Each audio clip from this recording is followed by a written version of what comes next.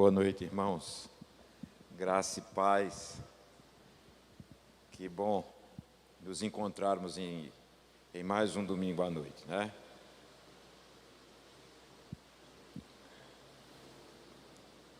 Abramos as nossas Bíblias no Evangelho segundo escreveu São Lucas. Evangelho segundo escreveu São Lucas, capítulo 22. Nós leremos o texto que vai do verso 31 ao verso 34. Lucas, Evangelho segundo escreveu São Lucas, capítulo 22, versos 31 a 34. Nos diz o seguinte a palavra do Senhor, Evangelho de Lucas, capítulo 22, versos 31 a 34.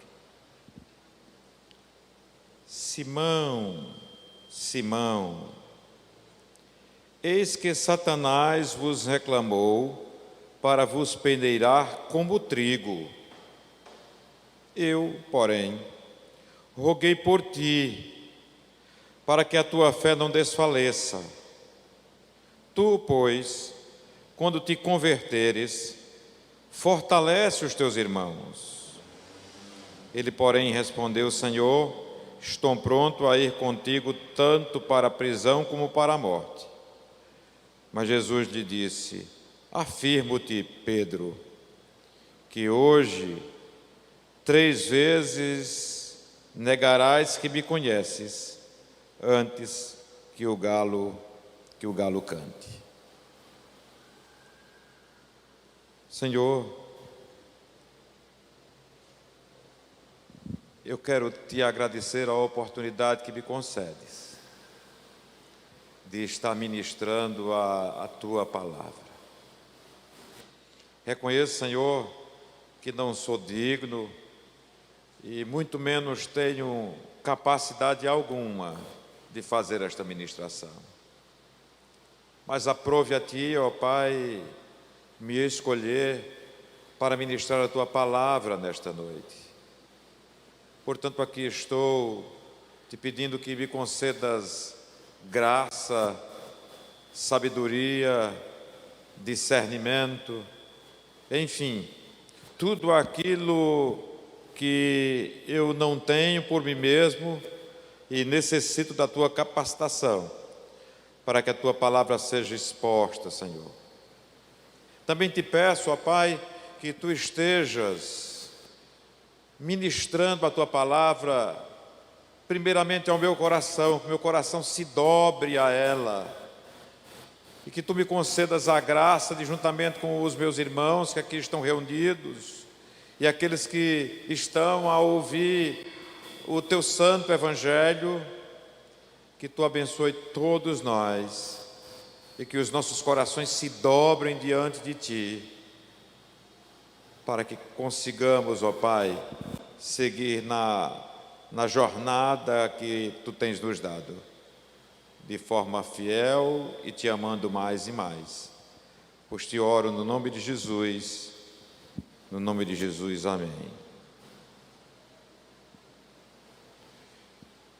Meus queridos irmãos, o reverendo Heber Carlos Campos Júnior, teólogo muito conhecido no meio reformado, um dos grandes estudiosos e ministradores, expositores das Sagradas Escrituras, ele afirma que existe a possibilidade de cristãos enfrentarem os desafios da vida sem que clamem pela total dependência de Deus, o que ele chama de perseverança sem preservação. Explico. A referência do reverendo Heber Carlos Campos a esta sua afirmativa é acerca da doutrina conhecida como perseverança dos santos. Doutrina essa que, às vezes, é também chamada, é também conhecida como perseverança sem perseverança, por preservação dos santos. Enfim, a doutrina é conhecida como perseverança dos santos e também é chamada por preservação dos santos. Essa doutrina, ela faz parte do que eu poderia chamar nesta noite do pilar reformado, conhecido como os 5 pontos do calvinismo, representado estes 5 pontos pelo acróstico em inglês, que forma a seguinte palavra, TULIP, T-U-L-I-P, que significa depravação total, eleição incondicional, expiação limitada, graça irresistível e perseverança dos santos. Que é exatamente esse último tópico, né? O P do acróstico TULIP, que o reverendo Heber Carlos Campos, ele traz para a gente, quando ele diz que há a possibilidade de cristãos, de nós que aqui estamos nesta noite, de nós enfrentarmos, de nós tocarmos a nossa vida, né? Principalmente os desafios que a vida efetivamente ela nos impõe, sem que nós clamemos pela total dependência de Deus. É necessário que nós nos lembremos, no início dessa palavra nesta noite, que a Bíblia ela tem exortações para que nós continuemos, digamos, firmes na fé. Há várias exortações. Eu trago pelo menos 3 versos. Em 1 Coríntios, no capítulo 16, verso 13, o apóstolo São Paulo nos diz: sede vigilantes, permaneceis firmes na fé, portai-vos varonilmente, fortalecei-vos. No livro do desconhecido autor aos Hebreus, nós encontramos o seguinte: porque nos temos tornado participantes de Cristo, se de fato guardarmos firme até ao fim a confiança que desde o princípio tivemos, consequentemente em Cristo Jesus. Em Apocalipse, no capítulo 2, verso 10, Cristo diz o seguinte a uma das igrejas: sê fiel até a morte e dar-te-ei a coroa da vida. Sê fiel até a morte e dar-te-ei a coroa da vida.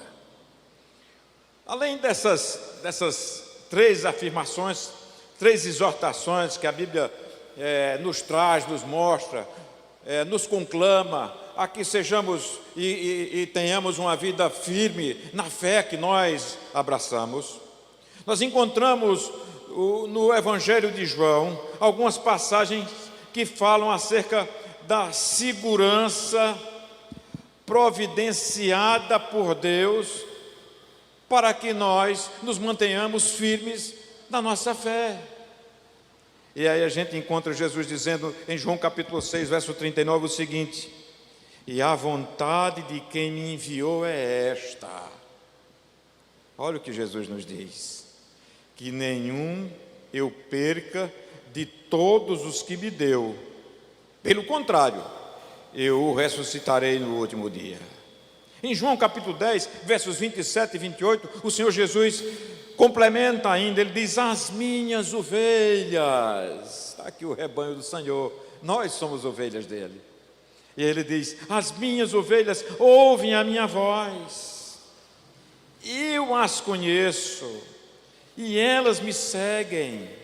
Eu lhes dou a vida eterna, jamais perecerão, e ninguém as arrebatará da minha mão.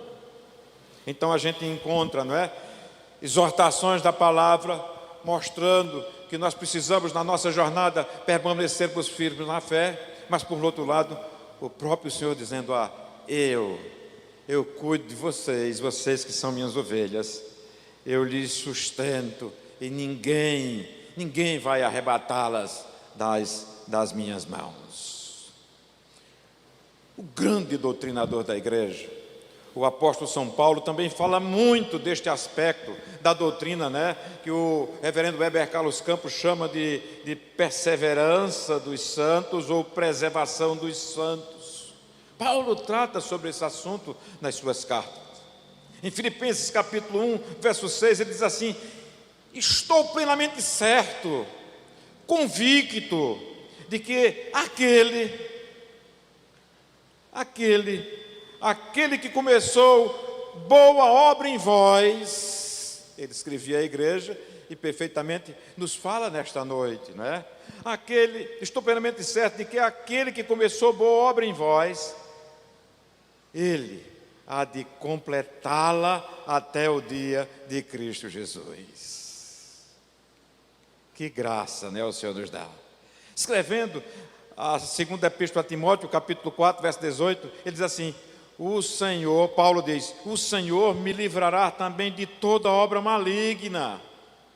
Veja que ele não diz, apesar de ser o grande doutrinador da igreja, ele diz assim: eu, pelo meu conhecimento que eu tenho de Deus, pelas convicções firmes da minha teologia, eu me livrarei das obras malignas que vêm contra mim. Não, Paulo não diz isso.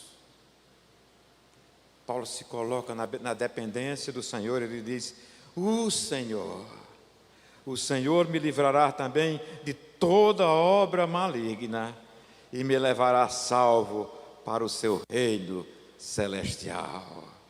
E é o mesmo que está fazendo conosco. Inclusive, ressalte-se que o apóstolo São Paulo, ele apresenta o Espírito Santo como participante desta segurança que nós temos, não em nós mesmos, porque até a fé que nós temos nos é dada, é dom de Deus, vem de Deus, né? E aí Paulo diz o seguinte, 2 Coríntios capítulo 1, verso 22, mas aquele que nos confirma convosco em Cristo e nos ungiu é Deus, que também nos selou e nos deu o penhor do Espírito em nosso coração. Por isso que nas nossas fraquezas é o Espírito Santo que vem e nos assiste, como nos diz a palavra, e não a nossa sabedoria, não é? É por isso que nós nos dobramos muitas e muitas vezes em oração, pedindo a misericórdia, pedindo o socorro de Deus para certas situações que vêm sobre as nossas vidas. Mas Paulo, escrevendo aos Efésios, no capítulo 1, versos 13 e 14, ele reforça essa questão da participação do Espírito Santo nesta segurança que nós temos na nossa caminhada, na nossa peregrinação, na nossa jornada cristã. E aí Paulo diz assim: em quem também vós, depois que ouviste a palavra da verdade, o evangelho da vossa salvação, tendo nele também crido, fostes selados com o Santo Espírito da promessa, o qual é o penhor da nossa herança, até ao resgate da sua propriedade, em louvor da sua glória. Portanto, meus queridos irmãos, as Escrituras Sagradas, a Escritura Sagrada, tanto ela ordena, ela nos exorta, ela nos recomenda, nós como cristãos, a perseverar na fé, isto é, a buscar uma vida santa e consagrada, quanto afirma que Deus, o nosso Senhor, é quem nos preserva por meio de ações que promovem para que permaneçamos firmes na nossa jornada, ações essas que vêm através da palavra, através do discernimento do Espírito Santo, através de uma ministração como esta à noite aqui na igreja, através da escola dominical, do culto que a gente tem, do culto doméstico que você faz na sua casa. A palavra de Deus está sempre nos falando, sempre nos ministrando e nos mantendo perseverantes, né, na nossa jornada cristã. Entretanto, observa-se que há cristãos, sim, há cristãos que parecem enfrentar as maiores lutas da vida sem um profundo senso dessa dependência de Deus. O que é uma pena, não é? Até mesmo nós, eu e você, muitas e muitas vezes nós somos pegos enfrentando as nossas lutas e achando que Deus não tem que se envolver nelas. Quando não é assim que a palavra do Senhor nos recomenda. Porém, o fato é que somos frequentemente impactados, digamos assim, por uma forma humanista de enfrentar as provações e os sofrimentos. Forma essa que nos leva a sermos e acharmos que somos autossuficientes, somos autônomos. E aí, quando o mundo cita a famosa frase comumente atribuída a Nietzsche, o que não te mata te torna forte, né? Eu acho que vocês já ouviram falar nisso. Está frequentemente ratificando um otimismo acerca da habilidade humana para se adaptar em meios a desafios físicos e emocionais, de tal forma que as pessoas saem, né? Essa palavrinha está sendo muito usada, saem resilientes, saem fortalecidas, saem musculosas, não só fisicamente, mas saem musculosas emocionalmente para enfrentar as lidas da vida. E os cristãos entram nesta onda e se esquecem de que a resiliência parte primeiramente da sua dependência de Deus, porque é dele que vem todos os frutos e as colheitas do suor do nosso rosto e do nosso trabalho,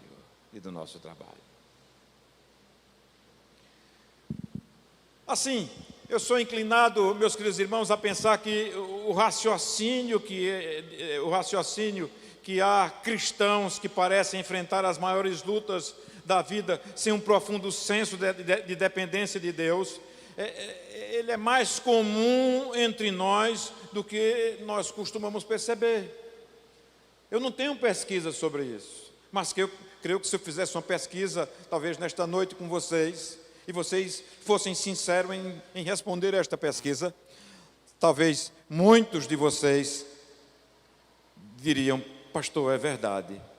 Muitas e muitas vezes eu enfrento as maiores lutas da minha vida sem um profundo senso de que eu sou dependente de Deus para vencer nessas lutas.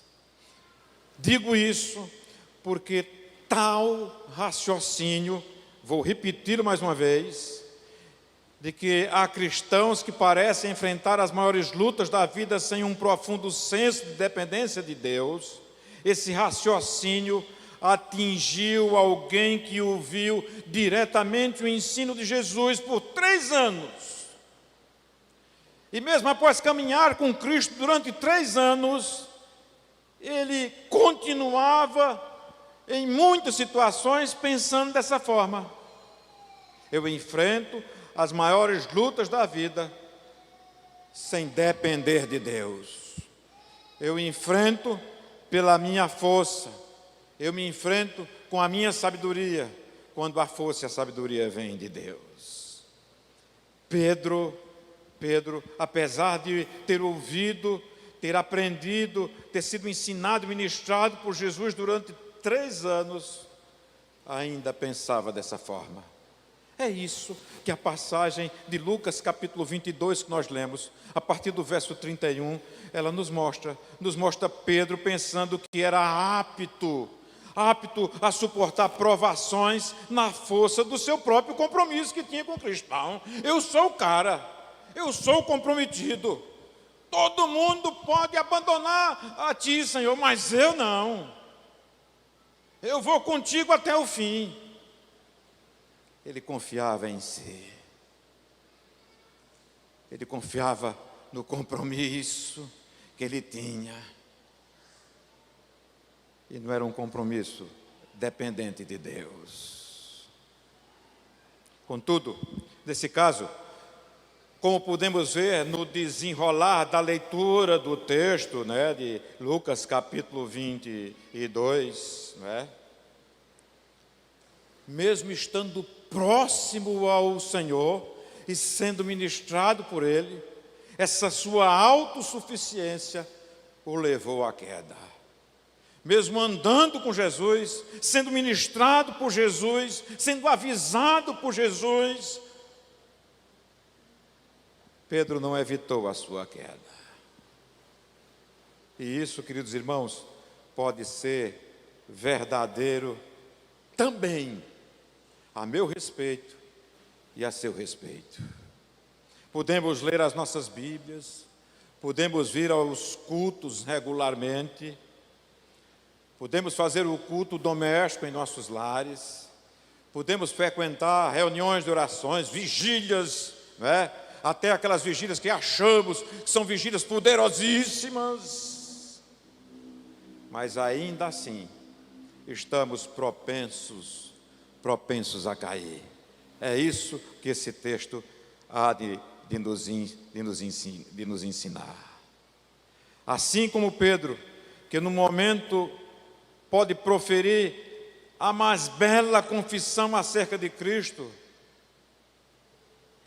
a gente encontra o seguinte relato em Mateus capítulo 16, versos 15 a 20.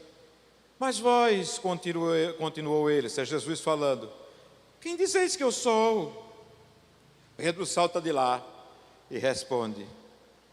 Respondendo Simão Pedro, disse, tu és o Cristo, o Filho de Deus, o Filho do Deus vivo.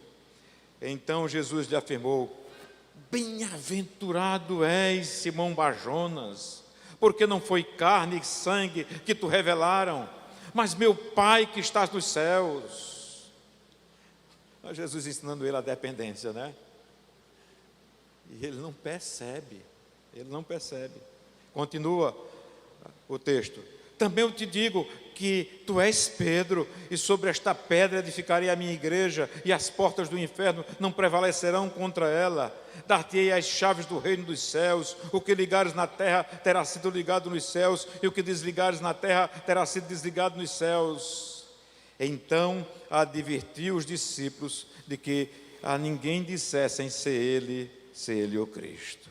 Então, da mesma forma que Pedro, no momento, ele pode proferir essa mais bela confissão acerca de Cristo, tu és o Cristo, o Filho do Deus vivo,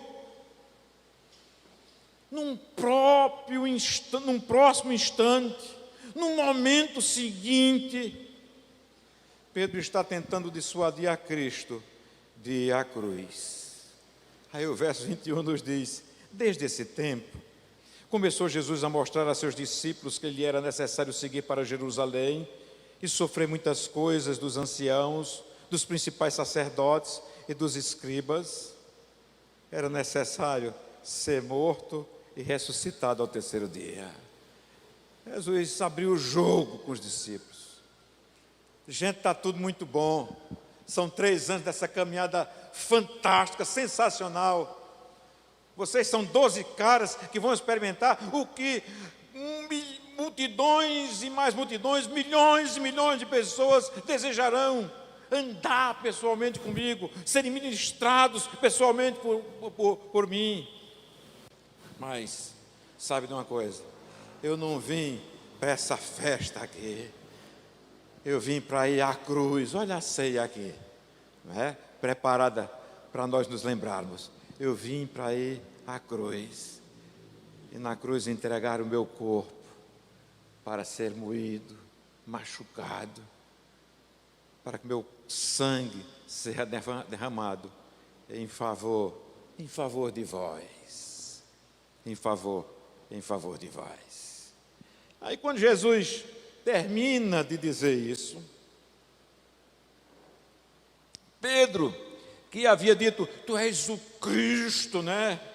Tu és aquele que nós esperávamos, tu és o Cristo, o Filho do Deus vivo. Aí Pedro chama Jesus à parte, né?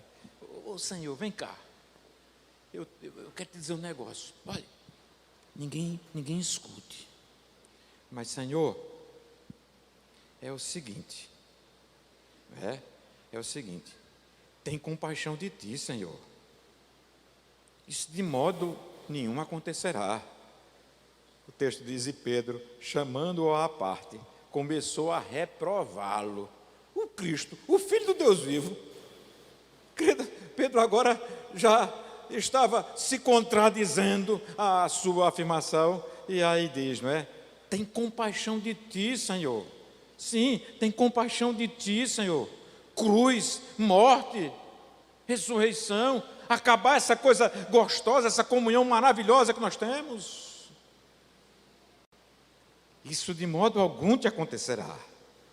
Mas Jesus, voltando-se, disse a Pedro, arreda, Satanás, tu és para mim pedra de tropeço, porque não cogitas das coisas de Deus, e sim das dos homens.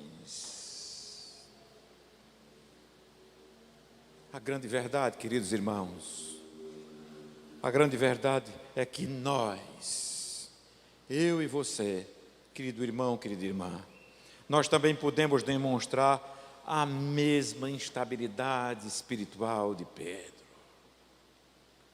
Isso é fato. No momento, podemos nos sentir tão próximos de Deus. Ah, que maravilha! Como é bom estar na casa do Senhor, como é bom estar com os irmãos, como é bom louvar, como é bom adorar, como é bom pregar, como é bom fazer isso e aquilo para o Senhor. No momento, podemos nos sentir tão próximos de Deus, e no próximo, voltamos aos nossos pecados rotineiros, em relação aos quais nos sentimos escravizados. Você sabe o que eu estou falando, eu sei do que eu estou falando. Você pode me perguntar, mas pastor, por quê? Qual a razão disso? A razão, querido, querida, é que tanto Pedro como nós somos, ambos nós somos frequentemente, não é, imaturos acerca de muitas coisas concernentes às provações deste mundo e à proteção do nosso Deus. Nós nos achamos. Por isso, voltando à passagem, está aí, ó, Jesus dizendo, Simão, Simão, eis que Satanás vos reclamou para vos peneirar como trigo. Eu, porém, roguei por ti, para que a tua fé não desfaleça. Tu, pois, quando te converteres, fortalece os teus irmãos.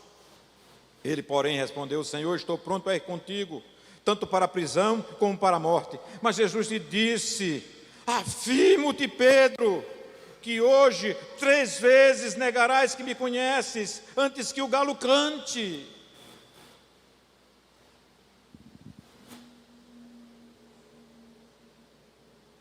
Nós conhecemos essa conversa de Pedro com Jesus.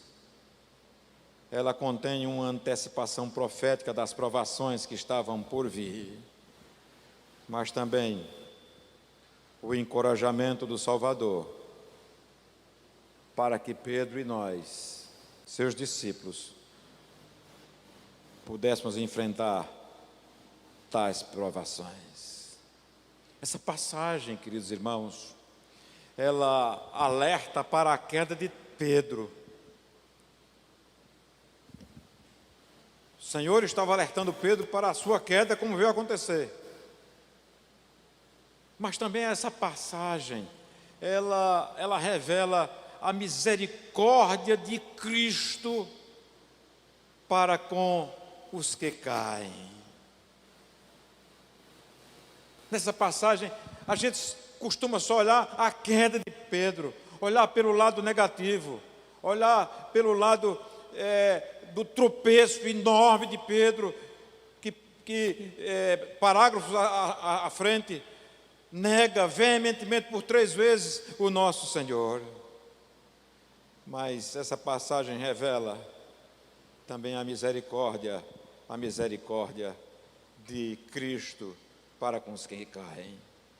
Ainda que Jesus tenha antecipado a queda de Pedro, o discípulo não absorveu tais alertas. Vejam que o Senhor diz: Simão, Simão, eis que Satanás vos reclamou para vos peneirar como trigo. Aí no verso 33, Pedro diz, ele porém respondeu: Senhor, eu, Pedro, não é só Simão era lá atrás, eu, Pedro, estou pronto a ir contigo, tanto para a prisão como para a morte. Meu irmão, minha irmã, por que Pedro não atentou para os alertas de Jesus? Sabe por quê? Porque Pedro acreditou, repito, na força do seu compromisso para com Cristo. Nós não podemos negligenciar tais alertas de Cristo. Desta forma, conforme as análises, é dele que eu bebo para trazer essa reflexão para vocês.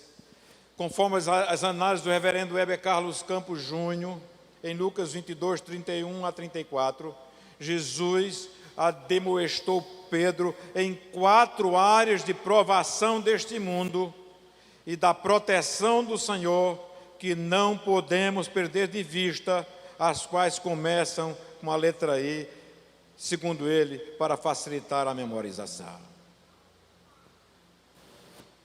Verso 31, Lucas capítulo 22, verso 31, vamos entrar na exposição, caminhando do meio para o fim da nossa palavra.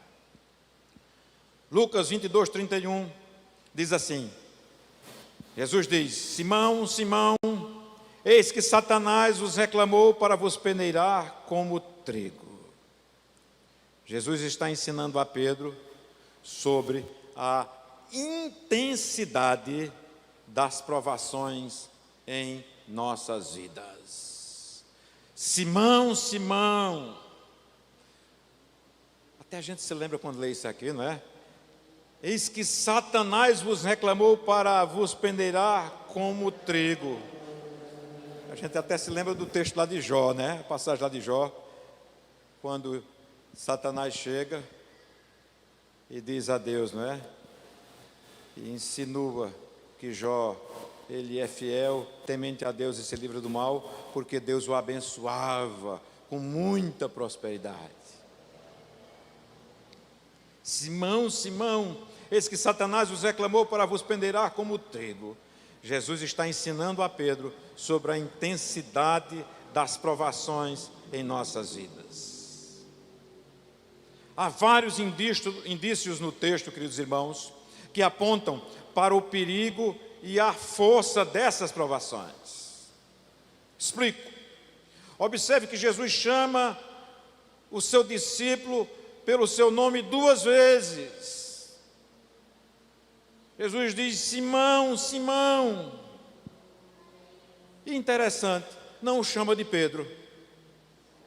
Chama pelo seu nome original, pelo seu nome antes de convertido, por Simão o pescador, e não Simão o discípulo de Cristo. É bem possível aqui que Cristo quisesse enfatizar a fragilidade de Pedro. Pedro, embora você tenha se convertido, seja uma liderança no meio do meu povo, seja um homem fiel a mim, vírgula, não é? Porém, tu és Simão, tu és Simão. Ele, Pedro, não é a rocha que pensa que é.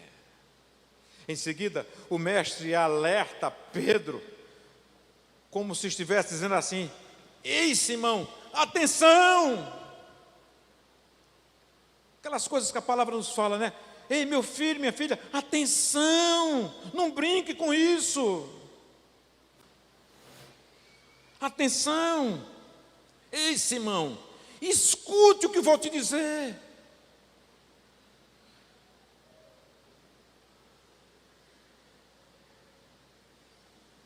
Jesus está chamando a atenção do seu discípulo para algo sério.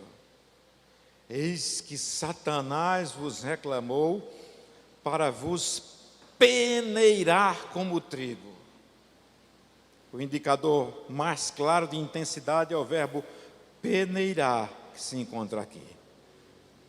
Essa ação realizada por Satanás é uma metáfora cujo forte chacoalhar e sacudir destacam quão doloridas são as nossas provações. E cada um pode e sabe como as provações são doloridas nas nossas vidas, nas mais variadas áreas da nossa vida.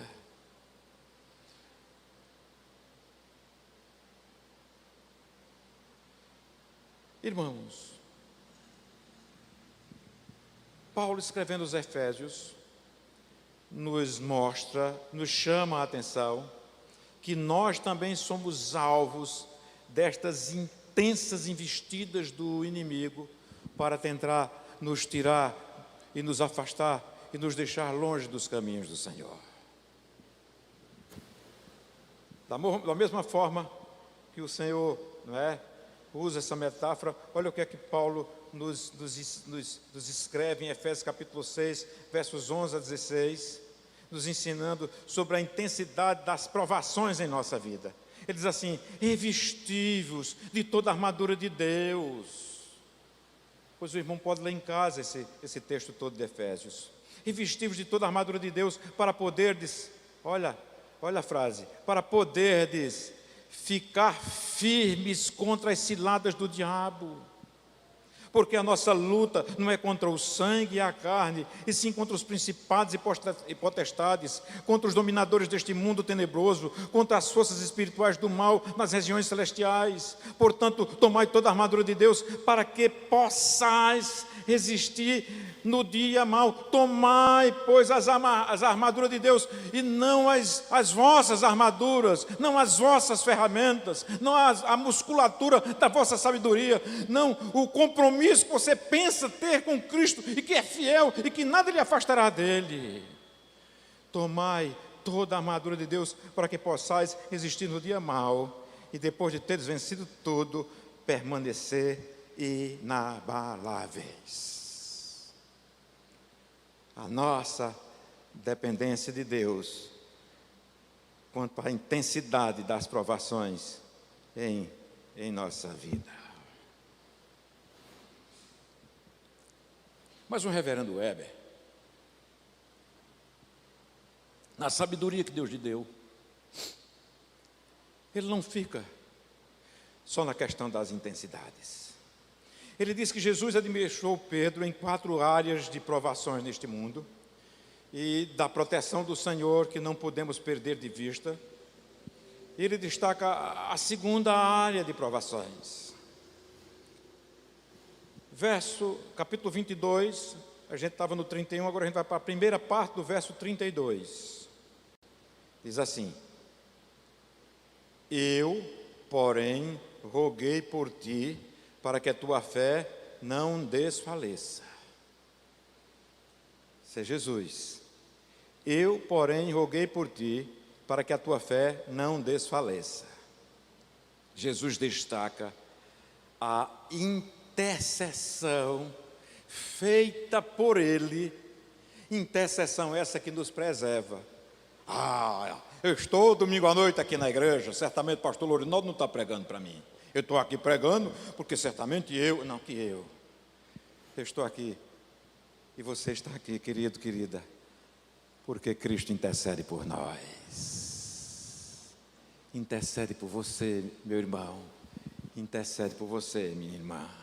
Eu, porém, roguei por ti, Pedro, para que a tua fé não desfaleça.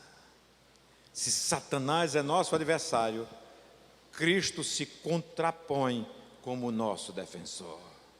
No caso de Pedro, Cristo previu que a única razão para a sua fé não falhar era porque o Salvador, Jesus, oraria por ele. Essa promessa de Cristo a Pedro nos ensina que a persistência nossa na fé em Cristo Jesus, que nos traz ao domingo à noite para a igreja, é dom dado por Ele a nós. É pura graça de Deus sobre as nossas vidas. Glória seja dada ao Senhor. A oração eficaz de Jesus é o fundamento da fé de Pedro. A oração eficaz de Jesus é o fundamento da nossa fé. Ele ora por nossa fé. Observe que existe uma mudança do plural no verso 31. O Senhor diz: vós, Simão, Simão, eis que Satanás vos reclamou para vos peneirar como trigo. Ele está se referindo a todos os discípulos. Assim, a todos vocês estão sob o alvo, sob o dedão, sob ações que serão lançadas contra vocês, para que vocês desistam da fé, para que essa mensagem não seja levada ao mundo inteiro, para que no século 21, em Campina Grande, no dia 14, na Igreja Presbiteriana Renascer, essa mensagem não seja pregada. Simão, Simão, eis que Satanás vos reclamou para vos peneirar como trigo. Mas aqui no verso 32, o Senhor está usando o singular, ti.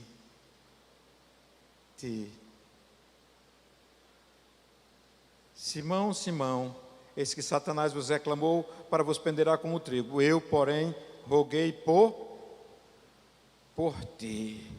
Significando que, embora Satanás atacasse outros discípulos, Cristo, Ele preservaria Pedro de naufragar na fé. Fato que, infelizmente, não pôde ser evitado com Judas Iscariotes. Logo Judas sucumbiu às investidas do maligno, traiu o Senhor. Por outro lado, Pedro só não seguiu o mesmo caminho porque o Salvador Jesus intercedeu por ele. Não é porque Pedro fosse isso ou aquilo outro, não. É porque Jesus intercedeu por ele. Eu, porém, roguei por ti, para que a tua fé não desfaleça. Meu irmão, minha irmã, nós precisamos atentar que em outra ocasião, Cristo registrou que da mesma forma que intercedeu por Pedro, igualmente ele intercederia por todos os fiéis que ainda estavam por vir. Isso é, Cristo disse, olha, em outra ocasião, eu não só intercedi por Pedro para que ele permanecesse firme. E aí ele faz uma oração conhecida como uma oração sacerdotal, em João capítulo 17, ele diz o seguinte no verso 11, já não estou no mundo, mas eles continuam no mundo, ao passo que eu vou para junto de ti. Pai Santo, guarda-os em teu nome, que me deste, para que eles sejam um assim como nós. Verso 15, não peço que os tires do mundo, e sim que os guarde do mal. Eles não são do mundo, como também eu não sou. Santifica-os na verdade, e a tua palavra é verdade. Assim como tu me enviaste ao mundo, também eu os enviei ao mundo, e a favor deles eu me santifico a mim mesmo, para que eles também sejam santificados na verdade. Verso 20, tem tudo a ver com nós, cristãos do século 21. Não rogo somente por estes. Isso tem 2000 anos, irmãos. não rogo somente por estes 12 que estão me seguindo e outros mais. Não rogo somente por estes, mas também por aqueles, por você. O Senhor Jesus intercede por você, mas também por aqueles que vierem a crer em mim, por intermédio da sua palavra, da sua palavra.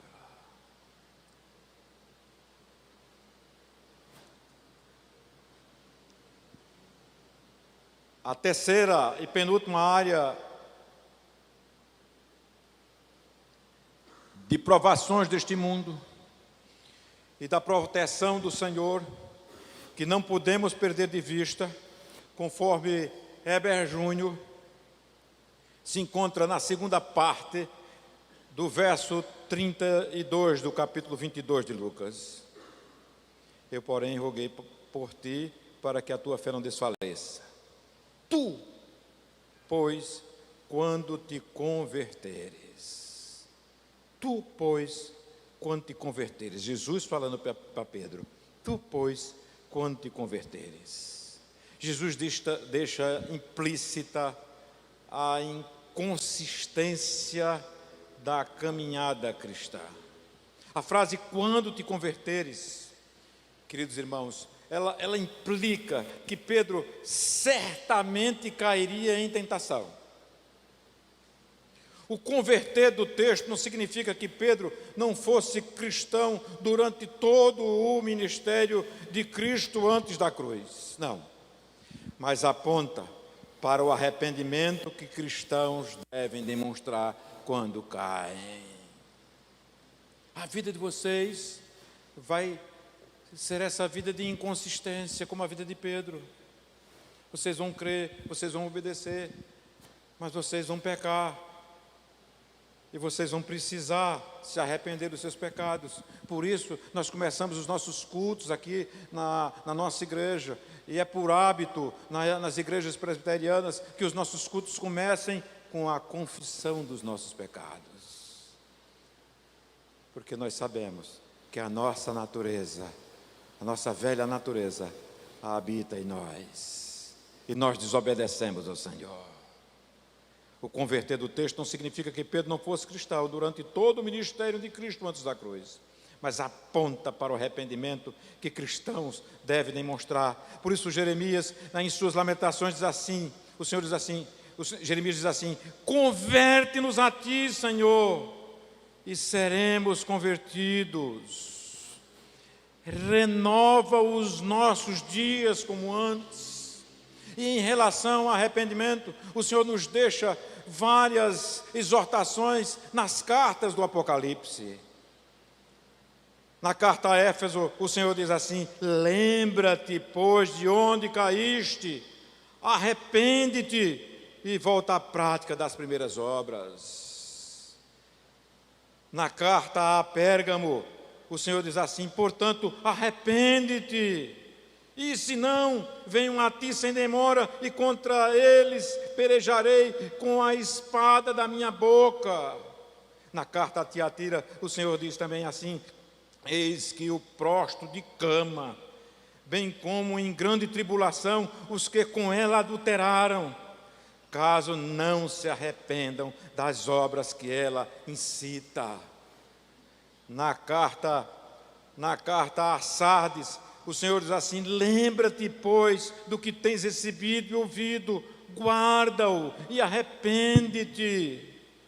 Na carta a Laodiceia, o Senhor diz: eu repreendo e disciplino a quantos amo, sê, pois, zeloso e arrepende-te. Pedro, tu, pois, quando te converteres das inconsistências, dos altos e baixos da caminhada cristã, tu precisas te arrepender. Nossa vida está cheia de altos e baixos por causa das provações. Não estamos cientes de quão instáveis somos. Foi somente mais tarde, quando Pedro aprendeu a grandeza do Supremo Pastor, em 1 Pedro capítulo 5, 4, que ele realmente entendeu a importância de nos humilharmos e reconhecermos que quem verdadeiramente nos dá consistência e nos mantém firme na nossa caminhada cristã é o Senhor. E ele escreve assim: e quando aparecer o sumo pastor, o supremo pastor, alcançareis a incorruptível coroa de glória.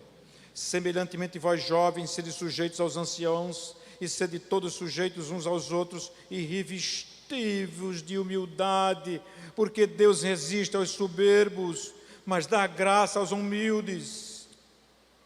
E o Senhor nos diz, através de Pedro nesta noite: humilhai-vos, pois, debaixo da potente mão de Deus, para que a seu tempo vos exalte, lançando sobre ele toda a vossa ansiedade, porque ele ora por vós e tem cuidado de vós. Para que a gente termine essa explanação de hoje, voltemos ao texto de Lucas capítulo 22, verso 32. O Senhor diz: eu, porém, roguei por ti, para que a tua fé não desfaleça. Tu, pois, quando te converteres, fortalece os teus irmãos.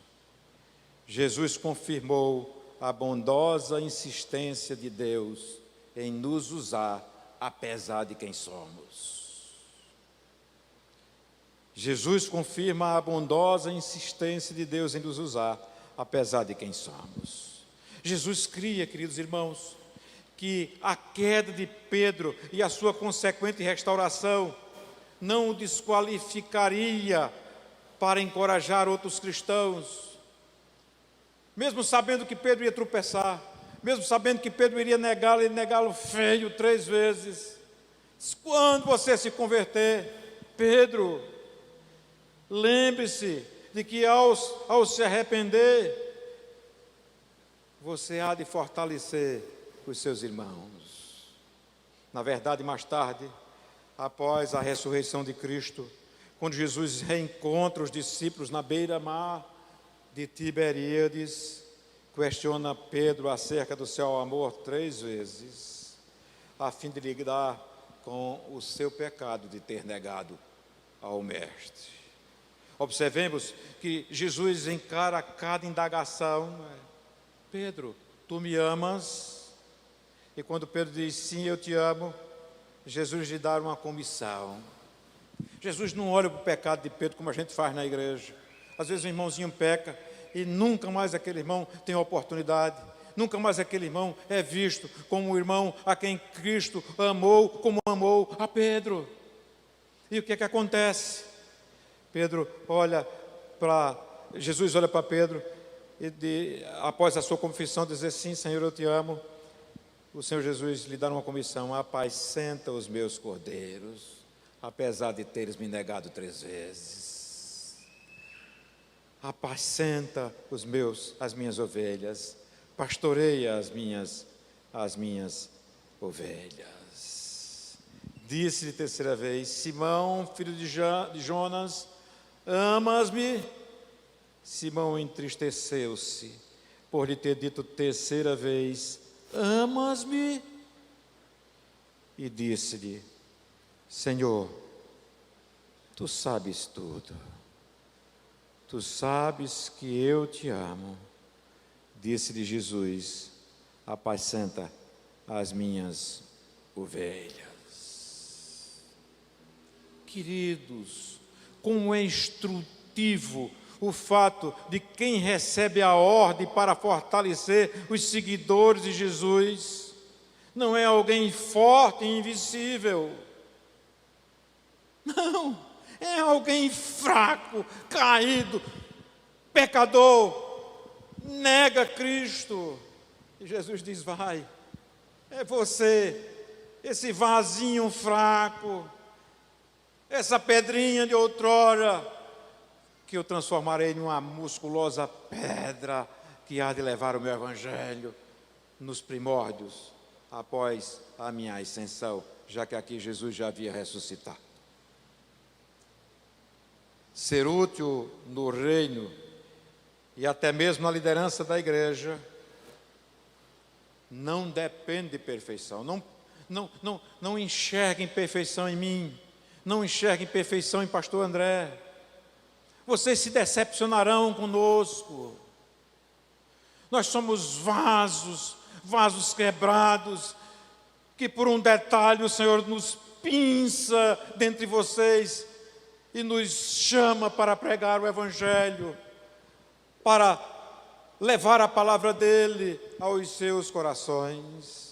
Ser útil no reino, até mesmo na liderança da igreja, repito, não depende de perfeição, mas da jornada interior e exterior, da volta, isso é, do retorno a Jesus e do fortalecimento fiel, não em nós, mas nele.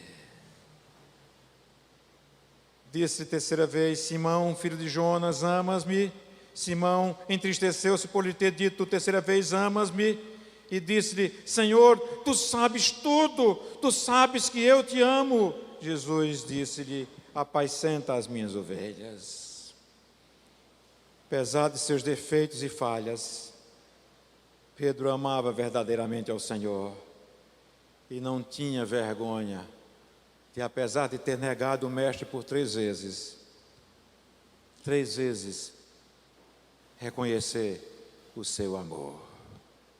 Pedro havia confessado o seu pecado, e por ter confessado o seu pecado havia sido perdoado, e agora estava sendo restaurado ao apostolado e à liderança da igreja do primeiro século.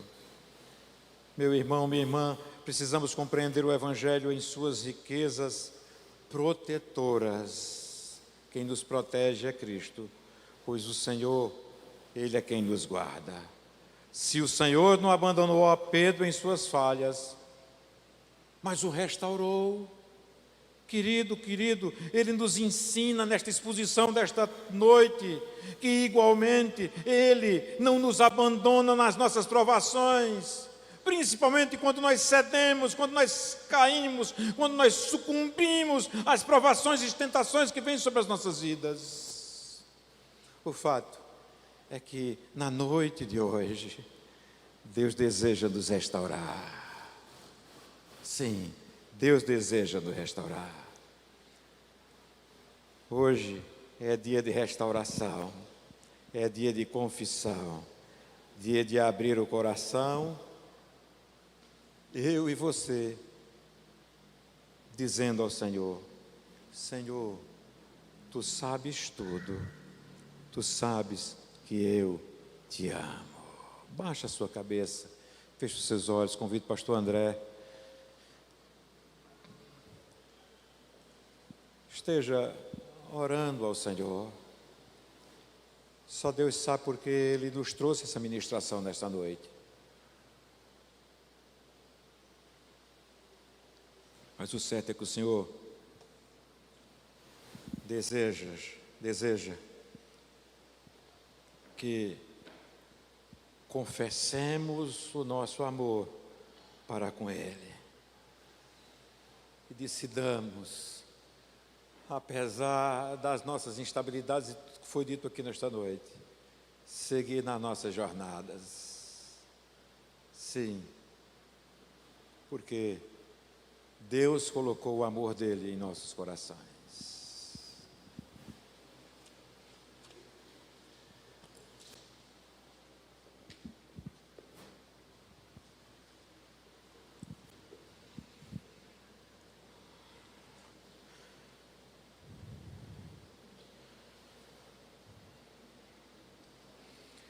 Pai, Tu sabes que Te amamos. Tu sabes que, como Pedro, nós tivemos e temos os nossos tropeços. Um dos maiores tropeços, Senhor, está em negar a Ti, quando não dependemos de Ti, ó Pai, para as várias facetas da nossa vida. Nos perdoe, Senhor. Somos conclamados a uma noite de restauração, de renovo sobre as nossas vidas.